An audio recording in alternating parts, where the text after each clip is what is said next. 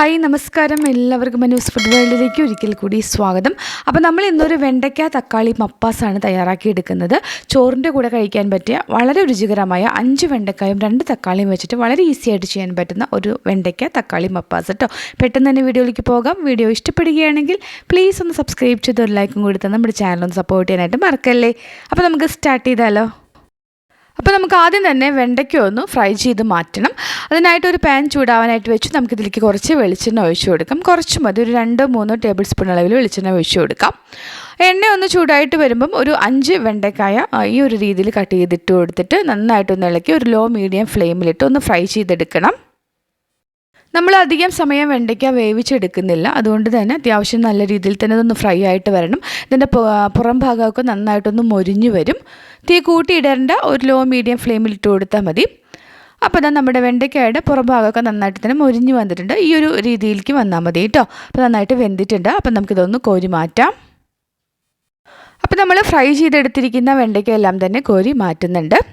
ഇനി ഇതേ എണ്ണയിലേക്ക് നമുക്കൊരു 1/2 ഇഞ്ച് വലുപ്പത്തിലുള്ള ഇഞ്ചി ചെറുതായിട്ട് ചോപ്പ് ചെയ്തും 6 വലിയ അല്ലി വെളുത്തുള്ളി ചെറുതായിട്ട് ചോപ്പ് ചെയ്ത് ഇട്ട് കൊടുക്കാം. ഇതിൻ്റെ കൂടെ തന്നെ എരിവിനനുസരിച്ചിട്ട് ഒരു 3-4 പച്ചമുളക് ചെറുതായിട്ട് കട്ട് ചെയ്തിട്ട് കൊടുക്കാം. ഒരു തണ്ട് കറിവേപ്പിൻ്റെയും കൂടി ഇട്ട് കൊടുക്കുന്നുണ്ട്. ഇനി ഇതെല്ലാം കൂടി നന്നായിട്ടൊന്ന് സോട്ട് ചെയ്തെടുക്കുക. നമ്മുടെ ഇഞ്ചിയുടെയും വെളുത്തുള്ളിയുടെയും ഒരു റോസ് സ്മെല്ല് മാറി വരുന്നത് വരെ ഒന്ന് ഇളക്കി കൊടുക്കാം. അപ്പോൾ ഇഞ്ചിയുടെയും വെളുത്തുള്ളിയുടെയും ആ റോസ് സ്മെല്ലൊന്ന് മാറി വരുമ്പോൾ നമുക്കിതിലേക്ക് ഒരു സവോള ചെറുതായിട്ട് കട്ട് ചെയ്തും കൂടിയിട്ടിട്ട് നന്നായിട്ടൊന്ന് വഴറ്റിയെടുക്കണം. ഒരു ലൈറ്റ് ഗോൾഡൻ കളറായി വരുന്നത് വരെ ഈ സവോള ഒന്ന് വഴറ്റിയെടുക്കണം. നമുക്കിതിലേക്ക് ആവശ്യത്തിന് ഉപ്പ് ചേർത്ത് കൊടുക്കാം. ഞാനിവിടെ ഒരു 3/4 ടീസ്പൂൺ അളവിൽ ഉപ്പാണ് ചേർത്തിട്ടുള്ളത്. ഉപ്പൊക്കെ നിങ്ങളുടെ ടേസ്റ്റ് അനുസരിച്ച് ചേർത്ത് കൊടുക്കണം. നന്നായിട്ടൊന്ന് ഇളക്കി കൊടുത്ത് ഒരു ലൈറ്റ് ഗോൾഡൻ കളറായി വരുന്നത് വരെ ഒന്ന് വഴറ്റിയെടുക്കാം. സവോള നന്നായിട്ടൊന്ന് വെന്ത് അതിൻ്റെ കളർ ഒന്ന് ചേഞ്ചായി വന്നാൽ മതി. കുറേ സമയമായിട്ട് വഴറ്റിയെടുക്കേണ്ട കാര്യമില്ല, പെട്ടെന്ന് തന്നെയാവും. അപ്പോൾ ഇതാ നമ്മുടെ സവോളയുടെ കളറൊക്കെ മാറി ഒരു ലൈറ്റ് ഗോൾഡൻ കളറിലേക്ക് വന്നിട്ടുണ്ട്. ഇനി നമുക്കിതിലേക്ക് കുറച്ച് പൊടികൾ ചേർത്ത് കൊടുക്കാം. പൊടികൾ ചേർക്കുമ്പോൾ തീ നന്നായിട്ടൊന്ന് കുറച്ച് വെച്ചേക്കണേ. ആദ്യം തന്നെ ഞാനിതിലേക്ക് ഒരു 2 ടീസ്പൂൺ മല്ലിപ്പൊടി ചേർത്ത് കൊടുക്കുന്നുണ്ട്. മല്ലിപ്പൊടിയാണ് കൂടുതലായിട്ട് ചേർക്കുന്നത്. 2 ടീസ്പൂൺ അളവിൽ മല്ലിപ്പൊടി ചേർത്തിട്ടുണ്ട്.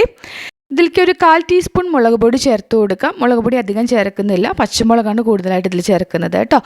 ഒരു 1/4 ടീസ്പൂൺ മതി. ഒരു 1/2 ടീസ്പൂൺ മഞ്ഞൾപ്പൊടി ചേർത്ത് കൊടുക്കുന്നുണ്ട്. കൂടെ തന്നെ നല്ലൊരു ഫ്ലേവറിനായിട്ട് ഒരു 1/4 ടീസ്പൂൺ ഗരം മസാലപ്പൊടിയും കൂടി ചേർക്കുന്നുണ്ട്. നന്നായിട്ടൊന്ന് ഇളക്കി കൊടുക്കുക. ലോ ഫ്ലെയിമിലിട്ട് നന്നായിട്ടൊന്ന് ഇളക്കി ഒരു 6-7 സെക്കൻഡ് ഒന്ന് അതിൻ്റെ ഒരു റോസ് സ്മെല്ല് മാറി വരുന്നത് വരെ ഒന്ന് ഇളക്കിയെടുത്താൽ മതി. പൊടികളെല്ലാം നന്നായിട്ട് മൂത്ത് അതിൻ്റെ റോസ് സ്മെല്ല് മാറി വരുമ്പോൾ നമുക്കിതിലേക്ക് നാളികേരപ്പാൽ ചേർത്ത് കൊടുക്കണം. കട്ടി കുറഞ്ഞ 1 കപ്പ് നാളികേരപ്പാലാണ് ഇതിലേക്ക് ചേർത്ത് കൊടുക്കുന്നത്. ഒരു മീഡിയം സൈസിലുള്ള നാളികേരത്തിൻ്റെ പകുതി ചിരകിയെടുത്ത് അതിലേക്ക് കുറച്ച് ചൂടുവെള്ളം ഒഴിച്ചിട്ട് ഒരു 1/2 കപ്പ് നല്ല കട്ടിയുള്ള പാൽ പിഴിഞ്ഞ് മാറ്റി വെച്ചിട്ടുണ്ട്. ബാക്കിയുള്ളതിൽ കുറച്ച് വെള്ളം ഒഴിച്ച് 1 കപ്പ് കട്ടി കുറഞ്ഞ പാലാണ് നമ്മളിപ്പോൾ ഒഴിച്ചിട്ട് കൊടുത്തിട്ടുള്ളത്. ഇനി നന്നായിട്ടൊന്ന് ഇളക്കി മൊത്തത്തിലൊന്ന് ചൂടാക്കി എടുക്കാം. ഒരു ലോ മീഡിയം ഫ്ലെയിമിലിട്ട് ഒന്ന് തിളപ്പിച്ചെടുത്താൽ മതി. അപ്പോൾ ഇത് നന്നായി തന്നെ ഒന്ന് തിളച്ചിട്ടുണ്ട്. മൊത്തത്തിലൊന്ന് ചൂടായിട്ട് ഒന്ന് തിളച്ച് വന്നിട്ടുണ്ട്. ഈ ഒരു രീതിയിൽ വരുമ്പോൾ നമുക്കിതിലേക്ക് 2 തക്കാളി വലുതായിട്ട് കട്ട് ചെയ്തിട്ട് കൊടുക്കാം. ഓരോ തക്കാളി ഒരു 4 കട്ട് ചെയ്തിട്ടാണ് ഞാൻ ചേർത്തിട്ടുള്ളത്. വലിയ പീസായിട്ട് കട്ട് ചെയ്തിടാം. ഇതിലേക്ക് നമ്മൾ ഫ്രൈ ചെയ്ത് മാറ്റിയിരിക്കുന്ന വെണ്ടയ്ക്കായും കൂടി ചേർത്ത് കൊടുക്കുന്നുണ്ട്. ഇനി പതുക്കെ ഒന്ന് ഇളക്കി കൊടുക്കുക. ഇത് കുറേ സമയം നമ്മളിന്ന് വേവിച്ചെടുക്കില്ല. മൊത്തത്തിലൊന്ന് ഇളക്കി ഒന്ന് ചൂടായിട്ട് വരുമ്പം അടച്ച് വെച്ച് ലോ ഫ്ലെയിമിലിട്ട് ഒരു 2 മിനിറ്റ് ഇതൊന്ന് വേവിച്ചെടുത്താൽ മതി. തീ കൂട്ടിയിടരുത്. ലോ ഫ്ലെയിമിൽ 2 മിനിറ്റ് ഇതൊന്ന് തിളപ്പിച്ചെടുക്കാം. വെണ്ടയ്ക്ക നമ്മൾ ഫ്രൈ ചെയ്തെടുത്തിട്ടുള്ളത് കൊണ്ട് തന്നെ അത്യാവശ്യം നല്ല രീതിയിൽ വെന്തിട്ടുണ്ട്. കുറേ സമയത്ത് വേവിച്ചെടുക്കേണ്ട കാര്യമില്ല. തക്കാളി ജസ്റ്റ് ഇതിൻ്റെ ചൂടിൽ കിടന്നൊന്ന് വെന്താൽ മതി, വല്ലാതെ വെന്തുടയേണ്ട കാര്യമില്ല കേട്ടോ. അപ്പോൾ 2 മിനിറ്റ് നമ്മൾ ലോ ഫ്ലെയിമിലിട്ടൊന്ന് തിളപ്പിച്ചെടുത്തിട്ടുണ്ട്. ഇനി നമുക്കിതിലേക്ക് കട്ടിയുള്ള നാളികേരപ്പാൽ 1/4 പാൽ ചേർത്ത് കൊടുക്കണം. ഞാനൊരു 1/2 കപ്പ് നാളികേരപ്പാൽ എടുത്ത് വെച്ചിട്ടുണ്ട്. മുഴുവനായിട്ട് ചേർക്കണമെന്നില്ല, നമ്മൾ നോക്കിയിട്ട് എത്രത്തോളം നമുക്ക് ഗ്രേവി വേണം അതനുസരിച്ച് ചേർത്ത് കൊടുത്താൽ മതി. അപ്പോൾ ഞാനിവിടെ ഒരു 1/4 കപ്പ് നാളികേരപ്പാലാണ് ചേർത്ത് കൊടുത്തിട്ടുള്ളത്. പാൽ ചേർത്ത ഉടനെ തന്നെ തീ അങ്ങ് ഓഫാക്കിയിടണം, തിളച്ചു പോകരുത്. നാളികേരപ്പാൽ 1/4 പാൽ ഒഴിച്ച് കഴിഞ്ഞാൽ പിന്നെ അത് ഞാൻ തിളപ്പിച്ചെടുക്കരുത്. ജസ്റ്റ് ആ ഒരു ഇതിൻ്റെ പാത്രത്തിൻ്റെ ചൂട് തന്നെ മതിയാവും.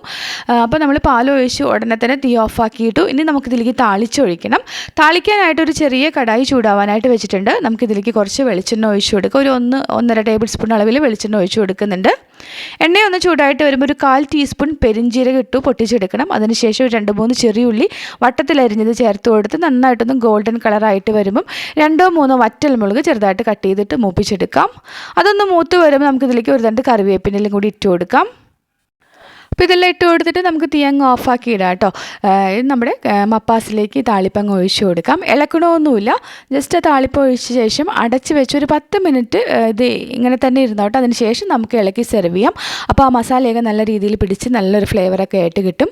അപ്പോൾ അതാ ഒരു 10 മിനിറ്റ് കഴിഞ്ഞിട്ടുണ്ട്. ഇത്രയേ ഉള്ളൂ കേട്ടോ. വളരെ ഈസി ആയിട്ട് ചെയ്യാൻ പറ്റുന്ന 5 വെണ്ടക്കായും 2 തക്കാളിയും വെച്ചിട്ട് ചെയ്യാൻ പറ്റുന്ന നമ്മുടെ തക്കാളി വെണ്ടയ്ക്ക മപ്പാസ് ഇവിടെ റെഡി ആയിട്ടുണ്ട്. നമ്മുടെ ചോറിൻ്റെ കൂടെ കഴിക്കാൻ നല്ല ടേസ്റ്റാണ് കേട്ടോ. അപ്പോൾ എല്ലാവരും ട്രൈ ചെയ്ത് നോക്കുക. ഇഷ്ടപ്പെട്ടാൽ ലൈക്ക് ചെയ്യണം, ഷെയർ ചെയ്യണം, കമൻറ്റ് ചെയ്യണം, സബ്സ്ക്രൈബ് ചെയ്യണം. താങ്ക്